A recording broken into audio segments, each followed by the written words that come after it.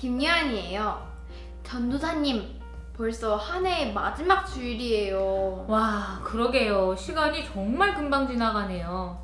유한 양은 이렇게 한 해를 돌아보면서 이번 한 해는 무엇이었다 라고 말한다면 어떻게 말할 수 있을 것 같아요?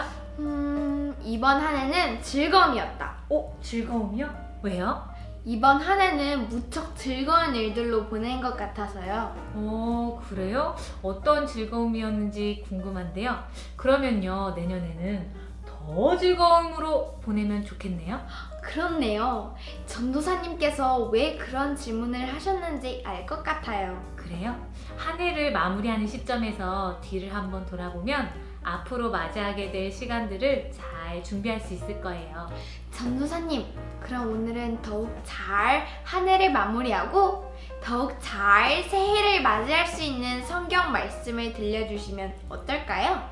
어디 그런 이야기가 있을지 모르겠는데요.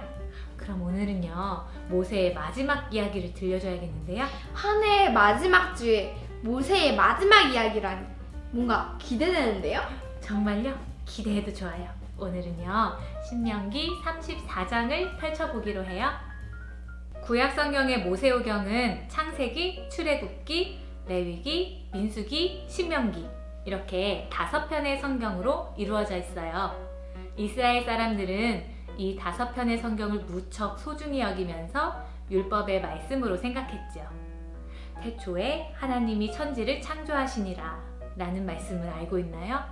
모세오경의 시작인 창세기는 세상의 시작에 관한 이야기를 전해줘요. 하나님께서 세상을 만드신 이야기죠. 그렇다면 모세오경의 마지막은 어떻게 끝날까요? 모세오경의 마지막인 신명기 34장은 모세의 죽음으로 마무리되는데요. 오늘은 모세의 죽음에 대한 이야기를 들려줄게요. 신명기에는 죽음을 앞둔 모세가 이스라엘 백성에게 했던 말들이 담겨 있어요. 마지막 32장에서 33장은 특별히 모세가 이스라엘 백성들을 축복하면서 당부하는 이야기가 들어있죠. 내가 여러분에게 말한 모든 말씀을 마음에 두고 여러분의 자녀들에게도 꼭 전해주어서 율법의 말씀을 지켜 행하십시오.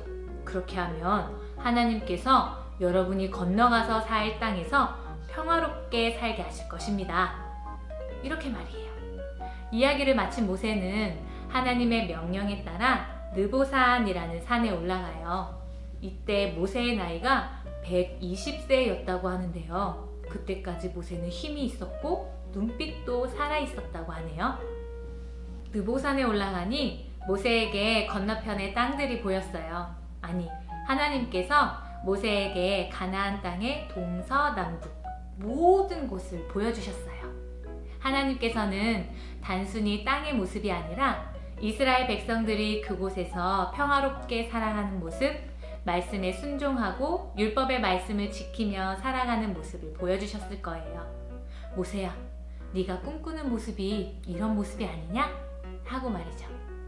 모세는 지난 40년 동안 그 땅을 향해서 이스라엘 백성들을 이끌어왔어요. 그러니 모세도 그 땅에 들어가고 싶었겠죠. 하나님, 저도 저 땅에 들어가고 싶습니다. 저도 들어가게 해주십시오. 몇 번이나 간구한지 몰라요.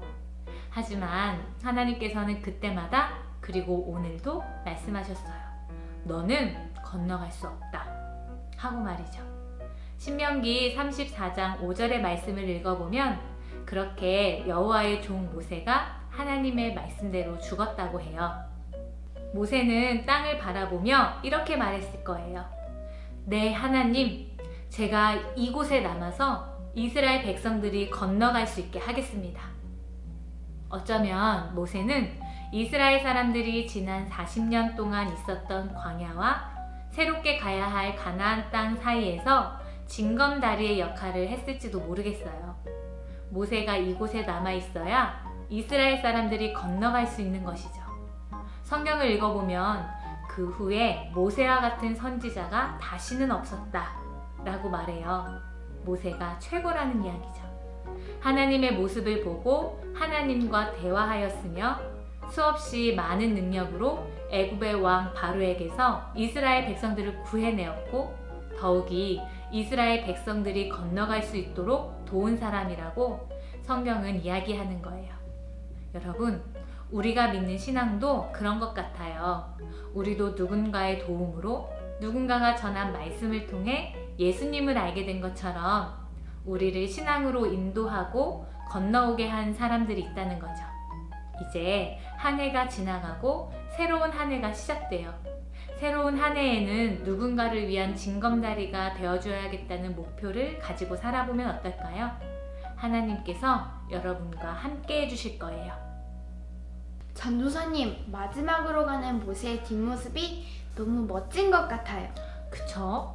이 내 역할이 무엇인지를 잘 알고 욕심부리지 않는 모습이 아름답죠. 저도 모세처럼 마지막을 잘 마무리할래요. 마지막이요? 이 하이바이블의 마지막을 말하는 건가요? 마지막이라고 하니까 뭔가 섭섭하고 아쉽네요. 전도사님, 지난 1년 동안 하이바이블을 통해서 하나님의 말씀을 잘 들을 수 있었던 것 같아요. 전도사님이 저의 징검다리가 되어주셨어요. 감사해요. 와, 유한양, 저도 유한양을 생각하면서 하나님의 말씀을 잘 준비할 수 있었던 것 같아요. 유한양이 저의 징검다리가 되어준 셈이죠? 정말 고마워요. 저 약속드릴게요. 하이바이블 하면서 하나님의 말씀이 내 삶에 얼마나 중요한지 알게 되었거든요. 이제 하이바이블에서는 못 만나지만 계속해서 하나님의 말씀 가까이 하기, 기도하기. 와, 그래요. 하나님께서 그렇게 살길 다짐하는 유한양과 함께 하시길 기도할게요. 감사합니다. 그런데 전도사님, 하이바이블 친구들은 어떻게 한 주를 보내면 좋을까요? 네? 하이바이브 친구들이요? 네, 모세의 이야기를 들었으니까 한 주도 모세처럼 살아야 하잖아요. 와, 이거 역시 유한양이 마무리까지 톡톡히 해내네요. 징검다리의 모습으로 한 주를 보내보면 어떨까요? 징검다리요? 네, 말씀을 읽고 기도하면서 내가 어떻게 살면 좋을까 고민해보는 거예요. 우리가 말씀대로 살면서 누군가를 위한 징검다리가 되어주는 거죠. 누군가를 건너가게 하는 아름다운 삶이네요. 네, 한 주뿐만 아니라 새로운 한 해에도 그렇게 살기를 다짐하겠습니다. 좋습니다. 유한양도 저도 하이바이브 친구들도 모세의 삶을 살면 좋겠네요. 그럼 친구들, 우리는 다음 주에 새로운 하이바이블로 만나기로 해요. 안녕!